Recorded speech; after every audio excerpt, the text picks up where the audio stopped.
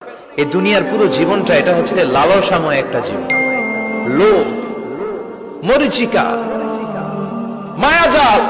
এই মায়াজালে আমরা আটকে আছি, ফলে মৃত্যুর কথা আমরা ভুলে গিয়েছি। পাগলের মতো ছুটছি, আরো টাকা লাগবে, আরো খ্যাতি লাগবে, আরো যশ লাগবে, আরো দাপট লাগবে। আমার এত টাকা দিয়ে কি হবে? এত সম্পদ দিয়ে কি হবে? এত ব্যস্ততা দিয়ে কি হবে? তোমার স্টপ, থামুন, অনেক হয়েছে, আন্না, থামুন।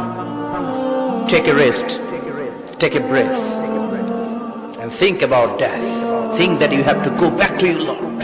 একটু বসেন না, একটু ভাবেন যে আমাকে চলে যেতে হবে, চলে যেতে হবে। এই কোলাহল, এই ব্যস্ততা, এগুলো থাকবে, থাকবো না আমি। সাইয়েদনা ওমর ফারুক বলেছেন, মুতু ক্বাবলা আন তামুতু, মরার আগে একবার মরো। হাসিবু ক্বাবলা আন তুহাসাবু আলাইকুম, তোমার হিসাব নেওয়ার আগে তুমি একবার নিজের হিসাবটা করো না। কাগজ বের করে একটু লিখো না, কি কি ভালো কাজ করছিলা, যেগুলো দিয়ে নাজাতের ওসিলা হতে পারে, 1 2 3, আর কি কি আকাম কুকাম করছো দেখো না, লিখে দেখো তোমার অবস্থাটা কি। মরার আগে একবার মরো। মরার আগে খাটের মধ্যে শুয়ে শটান করে চোখ বন্ধ করে একবার মরার ভান করে দেখেন কেমন লাগে। চোখটা বন্ধ করেন আর ভাবেন আপনি নাই, কি কি হতে পারে ভাবেন।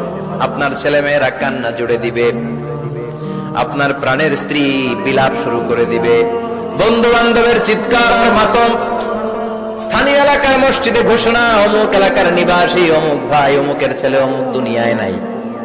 সব আত্মীয়রা চলে আসবে, ফেসবুকে স্ট্যাটাস দেয়া হবে, সবাই সবাইকে জানাবে বিকাল 4টায় অমুক হাই স্কুল ময়দানে আপনার জানাজা।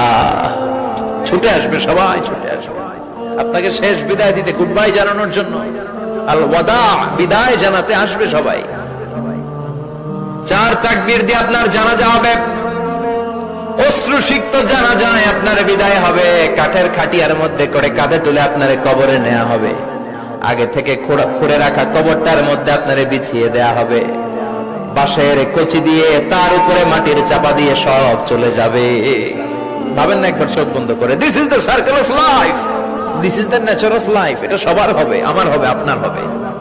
এত মায়া, এত ভালোবাসা কই যাবে? কেউ থাকবে না, সবাই আপনার অন্ধকার কবরে রেখে দিয়ে চলে আসবে। উপরে বাঁশের কঞ্চি, তার উপরে মাটির চাপা, অন্ধকার আর অন্ধকার।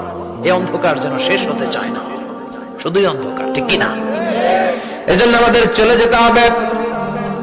দাদা গেল, চাচা গেল, মামা গেল, আমাদেরকেও যেতে হবে, জোরে কোন ঠিক কিনা? আর আল্লাহও চায় আপনি আপনারা ছোট করেন। আল্লাহর এটা দেখতে বড্ড ভালো লাগে যে আমার বান্দা ছোট হয়ে থাকতে চায়। মান তাওয়াদা তারাফা, যে নিচে নামতেছে আল্লাহ টাইনা উঠায়, আর যে উঠতেছে আল্লাহ থাপ্পড় মেরে নিচে নামায়। কথা কন।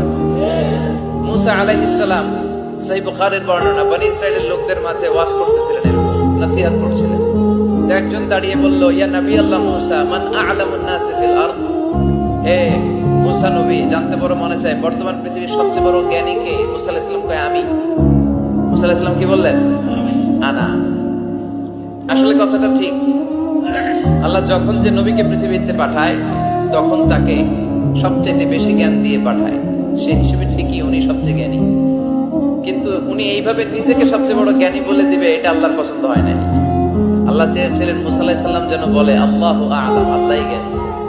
সুবহানাল্লাহ কইবেন না? কিন্তু তা না করে উনি কি করলেন? যখন বললো সবচেয়ে বড় জ্ঞানী কে, উনি হুট করে কি বলে ফেললেন? আনা, আমি। আল্লাহ এটা পছন্দ করেনি। আল্লাহ ডেকে বললেন, মুসা, ইউ আর অ্যাবসলিউটলি রং, তুমি ভুল করেছো, তুমি সবচেয়ে জ্ঞানী নও, তোমার চেয়ে বড় জ্ঞানী আছে। সিজদায় পড়ে আল্লাহরে বলবেন, আল্লাহ, এই পৃথিবীতে আমি ছাড়া তোমার গোলামের অভাব নাই, কিন্তু তুমি ছাড়া আমার দ্বিতীয় কোনো রব নাই। চোখের পানি ছেড়ে আল্লাহরে ডেকে বলেন, আল্লাহ, এই জমিনে আমি ছাড়া তোমার গোলামের কোনো অভাব নাই, কিন্তু তুমি ছাড়া দ্বিতীয় কোনো রব আমার নাই, তুমি ছাড়া দ্বিতীয় কোনো জায়গায় চাওয়ার সুযোগ আমার নাই। চোখের পানি ছেড়ে আল্লাহরে বলেন, আল্লাহ, কোরআনে তুমি শিখিয়েছো ফরিয়াদীদেরকে কেউ যদি চায় ওই ফরিয়াদীদেরকে বারণ করা যায় না, তুমি কেমন করে এই অভাগা ফরিয়াদীকে আজকে ফিরিয়ে দিবা? চোখের পানি ছেড়ে আল্লাহর কাছে চা, সব তিনি দিয়ে দিতে পারেন। চিল্লায় বলেন ঠিক কিনা? গোটা বিশ্বের সবাই, আমাদের যার যা লাগবে সব যদি আল্লাহর কাছে চাই, আল্লাহ যদি সবাইকে সবকিছু দিয়ে দেয়, আল্লাহ বলে আমার ক্ষমতার 1 ইঞ্চিও কমবে না, চিল্লায় বলে ঠিক কি না? আল্লাহ তখন ফেরেশতাদেরকে জিজ্ঞেস করে, এই ঘটনা কি? খায় না যে? খায় না কেন? আল্লাহ রোজা রাখছে। এগুলো কি? রো আফজা, পেঁয়াজ, আলুর চপ, বেগুনি, মুরগির রান খায় না। খায় না কেন? ওরা যে ক্ষুধার্ত। আল্লাহ আপনার ভয়ে। তাই কি চায়? আল্লাহ আপনার কাছে ক্ষমা চায়। ক্ষমা চায়, আল্লাহ রহমতের দরিয়ায় জোশ খেলে যায়। আল্লাহ তখন বলে, আমারে দেখছে নাকি ওরা? ফেরেশতারা বলে, না দেখে নাই। আমার জান্নাত জাহান্নাম দেখেছে? না দেখে নাই। আমারে না দেখে, জান্নাত জাহান্নাম না দেখে আমার এত ভয় করে। যাও, আজকের এই রোজার বিনিময়ে এখন বান্দা যা চাইবে সব কবুল করে নেব। একটু বসেন না, একটু ভাবেন যে আমাকে চলে যেতে হবে, চলে যেতে হবে। এই কোলাহল, এই ব্যস্ততা, এগুলো থাকবে, থাকবো না আমি। সাইয়েদনা ওমর ফারুক বলেছেন, মুতু ক্বাবলা আন তামুতু, মরার আগে একবার মরো। হাসিবু ক্বাবলা আন তুহাসাবু আলাইকুম, তোমার হিসাব নেওয়ার আগে তুমি একবার নিজের হিসাবটা করো না। কাগজ বের করে একটু লিখো না, কি কি ভালো কাজ করছিলা, যেগুলো দিয়ে নাজাতের ওয়াসিলা হতে পারে। 1 2 3, আর কি কি আকাম কুকাম করছো দেখো না, লিখে দেখো তোমার অবস্থাটা কি। মরার আগে একবার মরো। মান খাতালা নাফসাহু বিশাইইন উযযিবা বিহি ইয়াউমাল কিয়ামা, যে ব্যক্তি যে জিনিস দিয়ে নিজেকে শেষ করবে কিয়ামতের দিন, ওটাই হবে তার শাস্তি। যে গলায় ওড়না পেঁচিয়ে মারা যায়, ওই মেয়েগুলো in the day of judgement, কিয়ামতে বিচার শেষে জাহান্নামে শুধু ওড়না পেঁচিয়ে মরতেই থাকবে। যে বিষ খেয়ে মারা যায়, ওর শাস্তি হবে জাহান্নামের বিষ খেয়ে খেয়ে সে জাহান্নামটাকে কাঁপিয়ে তুলবে। যে ছুরি ঢুকিয়ে স্ট্যাবিং করে মারা যায়, ও শুধু স্ট্যাবিং করতেই থাকবে জাহান্নামে। এই পৃথিবীতে গরুর পেট থেকে যেটা বেরোয় ওটা গরু হয়ে যায়, ছাগলের পেট থেকে বেরোলেই ছাগল হয়ে যায়, মুরগির পেট থেকে বেরোলেই মুরগি হয়ে যায়, কিন্তু মানুষের পেট থেকে বেরোলেই ওটা মানুষ হয়ে যায় না। ওটা মানুষ করতে হয়, মানুষ বানাতে হয়, ঠিক কিনা?